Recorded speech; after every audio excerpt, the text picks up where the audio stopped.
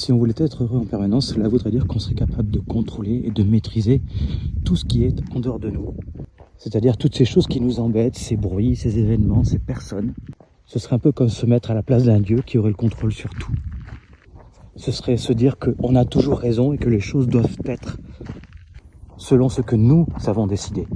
Mais est-ce bien raisonnable tout ça? Est-ce possible, seulement possible? Est-ce que par ce biais-là, le bonheur est réellement atteignable? Non, bien sûr.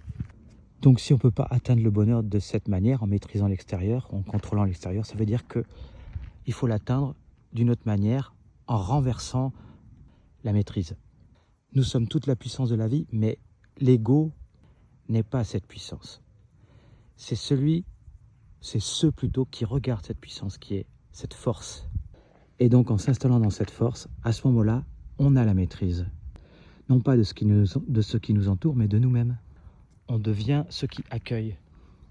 On devient tous ces événements, toutes ces choses, toutes ces personnes. Et on peut goûter tout cela.